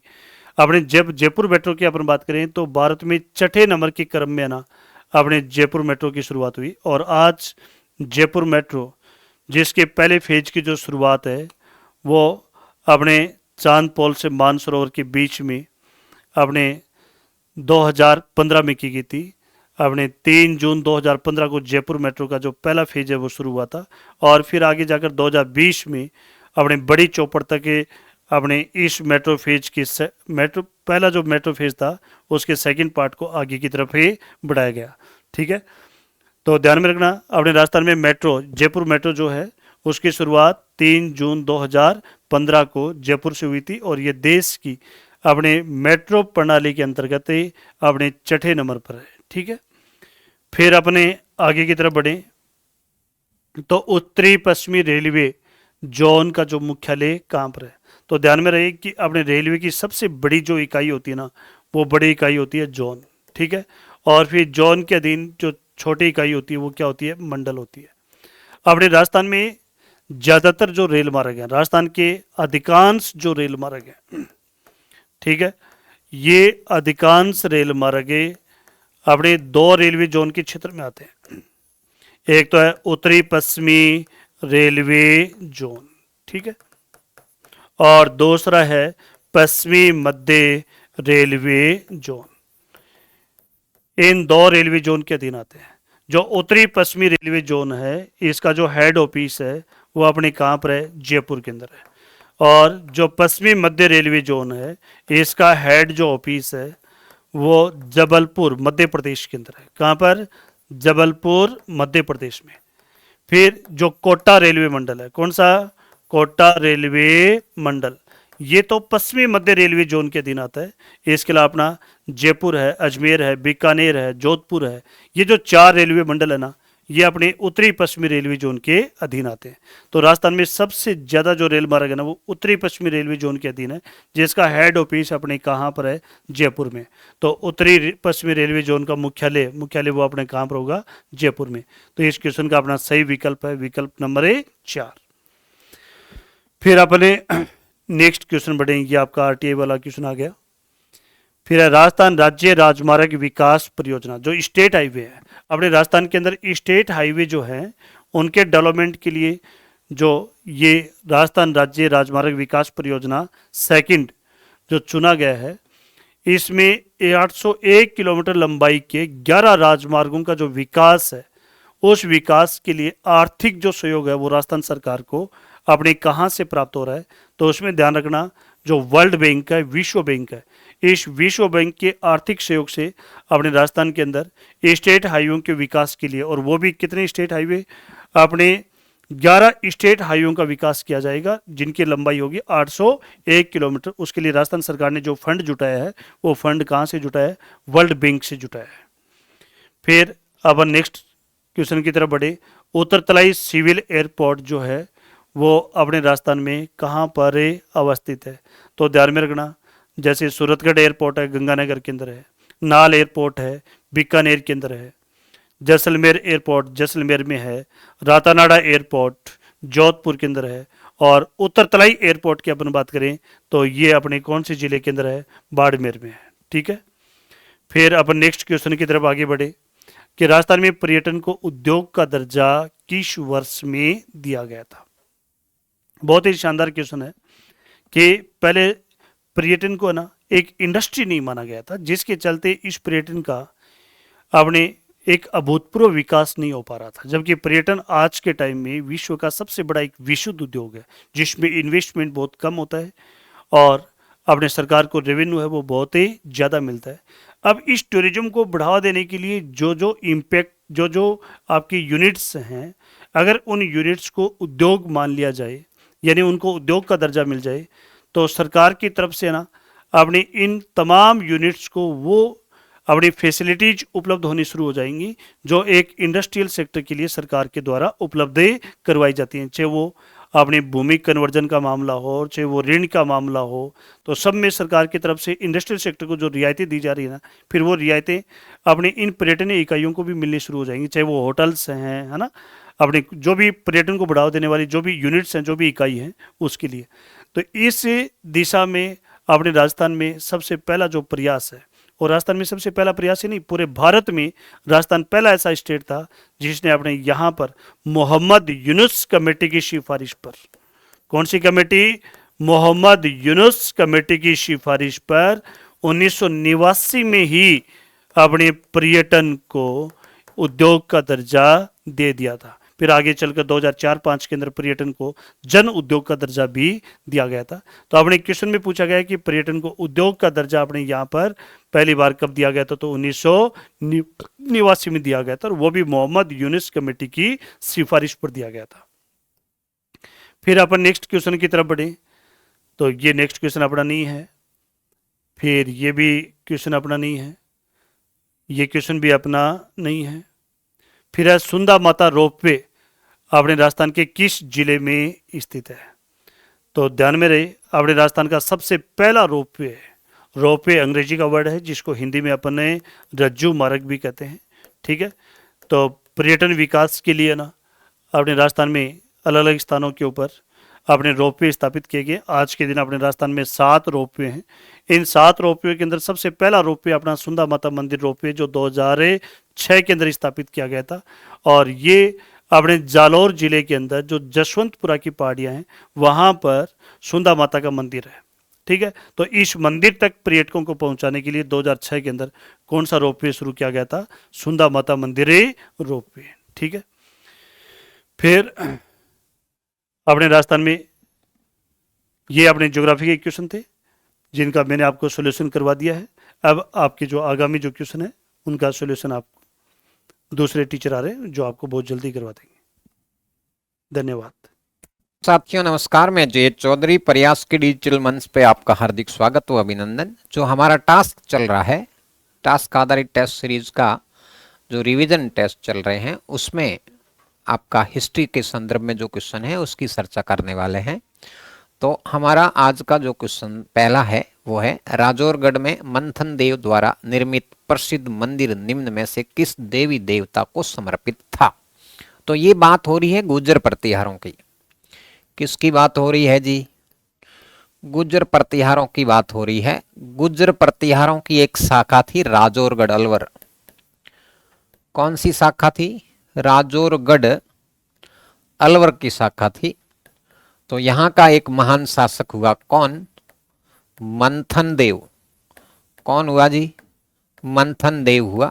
मंथन देव ने राजौरगढ़ के अंदर नील नीलकंठेश्वर मंदिर का निर्माण करवाया? कौन से मंदिर का निर्माण करवाया? नीलकंठेश्वर महादेव मंदिर का निर्माण करवाया। अब आप देख सकते हो कि आपके ऑप्शन में क्या है, शिव है, विष्णु है, सूर्य है और महिषासुर मर्दिनी है। तो इसका सही आंसर क्या होगा? शिव होगा। ठीक है, तो प्रतिहारों से संबंधित ग्रेड 3 में एक क्वेश्चन निश्चित रूप से आता ही आता है। प्रतिहारों का संस्थापक कौन है, ये आपको जनरली पूछा जाता है। तो प्रतिहार वंश का जो संस्थापक है वो मंडोर शाखा का पहला व्यक्ति, जिसको प्रतिहारों का आदि पुरुष कह सकते हैं, क्या नाम है? हरिश्चंद्र प्रतिहार था। कालांतर के अंदर नागभट्ट प्रथम, तो इसको ध्यान रखना है, नागभट्ट प्रथम ने मेड़ता को राजधानी बनाई मंडोर के स्थान पर। इसी नागभट्ट फर्स्ट के बाद में आप देखोगे दूसरी शाखा भीनमाल दिखाई देती है। भीनमाल का संस्थापक भी इसी को माना जाता है। इसी के द्वारा उज्जैन की नींव रखी गई। तो उज्जैन में प्रतिहार शाखा और उज्जैन को राजधानी, जबकि नागभट्ट द्वितीय जो है, नागभट्ट द्वितीय ने कन्नौज को जीता, कन्नौज को जीतकर कन्नौज शाखा की स्थापना की और कन्नौज को अपनी राजधानी बनाया। इसके अलावा आप देखोगे मंडोर मेड़ता भी राजधानी रही है नागभट्ट के समय, भीनमाल रही है, उज्जैन रही है, नागभट्ट द्वितीय के समय कन्नौज राजधानी रही है। चलिए नेक्स्ट क्वेश्चन देखिए। अगला क्वेश्चन है, प्रतिहारों के संस्थापक हरिश्चंद्र की राजधानी कौन सी रही है? तो हरिश्चंद्र की राजधानी अभी अपन बात कर रहे थे, मंडोर रही है। कहाँ रही है? मंडोर के प्रतिहार का संस्थापक हरिश्चंद्र को माना जाता है। रोहिलादी या रोहिलादित्य के नाम से इसको जाना जाता है। और अभिलेखों के अंदर प्रतिहारों की जो वंशावली है, ये जरूर ध्यान रखना है, अभिलेखों में प्रतिहारों की वंशावली हरिश्चंद्र के तीसरे पुत्र रज्जिल से शुरू होती है। किससे शुरू होती है? रज्जिल से शुरू होती है। जबकि मेड़ता नागभट्ट प्रथम के द्वारा मंडोर के स्थान पर राजधानी बनाई गई थी। ठीक है, तो ये हरिश्चंद्र मंडोर शाखा का या प्रतिहारों का आदि पुरुष कह सकते हैं या संस्थापक कह सकते हैं। नेक्स्ट देखिए, अगला क्वेश्चन है, अकबर की शाही सेना ने किसके नेतृत्व में जोधपुर पर कब्जा किया? तो ये बात हो रही है अकबर वर्सेस किसके मध्य? मालदेव का जो पुत्र है रावचंद्र सेन, तो रावचंद्र सेन के मध्य बात हो रही है, जिसको अपन मारवाड़ का क्या कहते हैं? प्रताप कहते हैं या प्रताप का अग्रगामी कहते हैं। क्या कहते हैं? प्रताप का पद प्रदर्शक कहते हैं। तो अकबर की कभी भी अधीनता एक तो चंद्रसेन ने और एक मेवाड़ के महाराणा प्रताप ने और एक किसने? सिरोही के शासक ने अधीनता ग्रहण नहीं करी थी। तो अकबर के द्वारा अभियान भेजा गया था हुसैन कुली खां के नेतृत्व में, जिसने चंद्रसेन को भगा दिया। चंद्रसेन भागकर भादरा जोन चला गया। कहां चला गया? जालोर भादरा जोन चले जाते हैं। और जोधपुर पर अधिकार किसने कर दिया था? हुसैन कुली खां ने 1564 को। नेक्स्ट क्वेश्चन देखिए, अगला क्वेश्चन है हमारा, राजस्थान में साहेबा का युद्ध जिस वर्ष लड़ा गया था वह है। तो ये साहेबा पाहेबा का युद्ध किस किस के मध्य हुआ? मारवाड़ वर्सेस बीकानेर, अर्थात जोधपुर वर्सेस बीकानेर के शासकों के मध्य हुआ। मारवाड़ का शासक कौन था? मालदेव जी थे। बीकानेर के शासक कौन थे? रावजैत सिंह थे। तो ये जो युद्ध हुआ दोनों के बीच में 1541 में हुआ। कब हुआ जी? 1541-42 में हुआ। रावजैत सिंह लड़ते हुए मारे गए बीकानेर पर मारवाड़ अर्थात मालदेव का अधिकार हो गया। इस घटना की जो जानकारी है वो राव जैत सीरो छंद नामक ग्रंथ से मिलती है, जो किसके द्वारा रचित है? बिट्ठू सूजा के द्वारा। तो इसका सही आंसर हो गया डी। नेक्स्ट क्वेश्चन देखिए, राठौड़ों का यूलिसेस दुर्गादास राठौड़ को कहा गया है। तो राठौड़ों का यूलिसेस कर्नल जेम्स टॉड के द्वारा कहा गया है। किसके कारा? कर्नल जेम्स टॉड के द्वारा राठौड़ों का यूलिसेस दुर्गादास को बोला जाता है। दुर्गादास जी जो है मारवाड़ के शासक जसवंत सिंह फर्स्ट जो है उनके दरबारी और सामंत थे, जो सालवा कल्ला गांव जोधपुर के निवासी थे। और इनके फादर का नाम जो था आस्करण जी था। किसका नाम? दुर्गादास के फादर का नाम आस्करण था। तो आस्करण के पुत्र के रूप में जसवंत सिंह के दरबार में सेवाएं देते थे। जसवंत सिंह की जब 1678 में अफगानिस्तान के जमरूद अभियान में डेथ हो जाती है, और जसवंत सिंह मारवाड़ के जो शासक थे वो किसके मनसबदार थे? मुगल सम्राट औरंगजेब के मनसबदार थे। तो औरंगजेब ने जब 1673 में जसवंत सिंह को काबुल अभियान भेजा, तब वहां 1678 में इनकी डेथ हो जाती है जमरूद स्थान पर। तब औरंगजेब ने कहा कि आज कुफ्र का दरवाजा टूट गया है, और जसवंत सिंह की मृत्यु के बाद में पुत्र अजीत सिंह पैदा हुए लाहौर के अंदर। अब अजीत सिंह जब मारवाड़ का वारिस आ जाता है, तो अजीत सिंह को मारने के उद्देश्य से अजीत सिंह को औरंगजेब दिल्ली में गिरफ्तार कर लेते हैं, कैद करके रखते हैं उनकी माताओं सहित। तब दुर्गादास जी राठौड़ ने राज सिंह मेवाड़ के सहयोग से अजीत सिंह को स्वतंत्र करवाया, और जिंदगी भर मारवाड़ का अजीत सिंह को शासक बनाने के लिए औरंगजेब से संघर्ष करता रहा। तो लगभग ये 30 वर्षों तक संघर्ष चला औरंगजेब के साथ में, लेकिन औरंगजेब ने भी कभी भी अजीत सिंह को शासक स्वीकार नहीं किया मारवाड़ में। 1707 में जब औरंगजेब मरा और बहादुर शाह प्रथम के नाम से औरंगजेब का बेटा शासक बनता है, तो उनसे फिर अजीत सिंह को मारवाड़ का शासक घोषित करवाया। लेकिन कालांतर में अजीत सिंह ने दुर्गादास जी को निष्कासित कर दिया।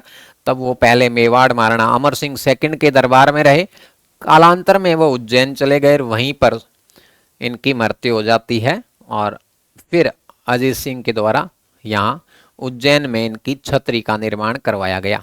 तो त्याग और समर्पण और बलिदान की निशानी है कर्नल जेम्स टॉड। इसलिए मारवाड़ के अंदर किसी शासक को जाने या न जाने, राठौड़ों के यूलिसीज, मारवाड़ का अणबंदिया मोती और मारवाड़ के गैरीबाल्डी के नाम से प्रसिद्ध हुए कौन? दुर्गादास जी राठौड़। तो आज भी दुर्गादास राठौड़ की वीरता का वर्णन मारवाड़ के गीतों में देखने को मिलता है। दुर्गादास जी के बारे में साहित्य खूब लिखा गया है, और मारवाड़ में आज भी पुत्र वधू जब बच्चा पैदा करती है या गर्भवती होती है, तो उसकी सासू माँ कहती है कि हे माँ पूत एड़ा जन जड़ा दुर्गादास।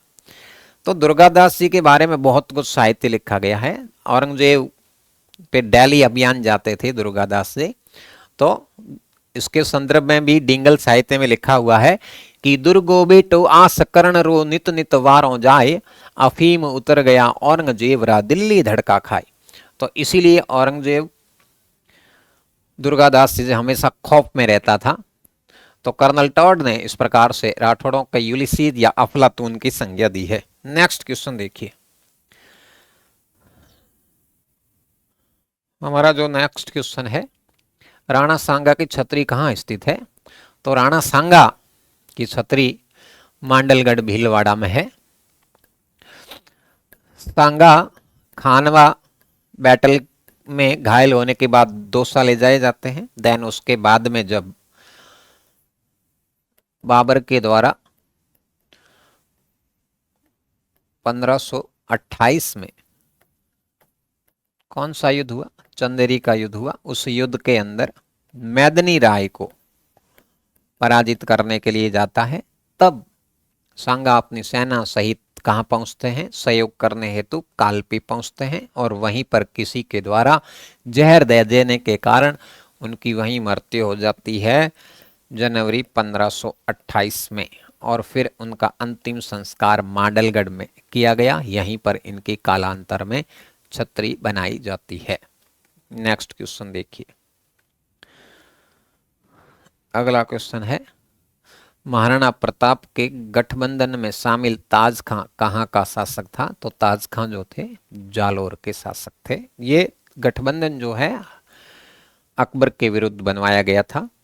महाराणा प्रताप ने राजस्थान के शासकों से सहयोग लेने के लिए तो जालोर में उस समय मुस्लिम शासक ताज खां को अपने पक्ष में किया था। नेक्स्ट देखिए, किस मेवाड़ शासक के समय जावर की खानों में चांदी की प्राप्ति हुई थी? तो चांदी की खान जो है राणा लाखा के समय प्राप्त हुई, इसलिए लाखा के काल को आर्थिक डेवलपमेंट का काल कहा जाता है। आर्थिक डेवलपमेंट का काल है मेवाड़ का। किसकी वजह से? जावर में चांदी की खान निकलने के कारण।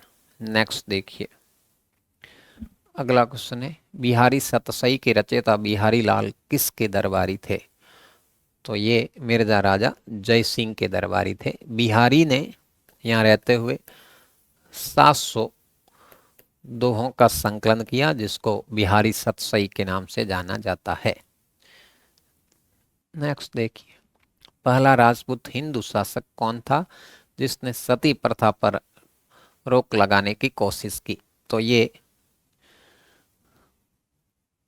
सवाई जय सिंह। कौन थे? सवाई जय सिंह फर्स्ट थे जिन्होंने सती प्रथा पर रोक लगाने का प्रयास किया था। नेक्स्ट देखिए, खानवा के युद्ध में आमेर के किस शासक ने भाग लिया था? तो ये पृथ्वीराज कछुआ ने भाग लिया था। अगला क्वेश्चन देखिए, तवारा कर वसूला जाता है। तो तवारा कर जो है दिवाली और होली जैसे पर्वों पर सामंतों और जागीरदारों के द्वारा किसानों से वसूला जाता था। तो ये इस प्रकार से हमारे हिस्ट्री से संबंधित क्वेश्चन थे जो आपने देखे। बहुत सिंपल से क्वेश्चन थे, एग्जाम ओरिएंटेड, ज़्यादा बर्डन लेने की ज़रूरत नहीं है। अब आप जल्दी से जल्दी जो भी नोट्स है बुक्स पढ़ रहे हो उनका जल्दी से जल्दी आप क्या करें? रिवीजन करें। धन्यवाद सभी को।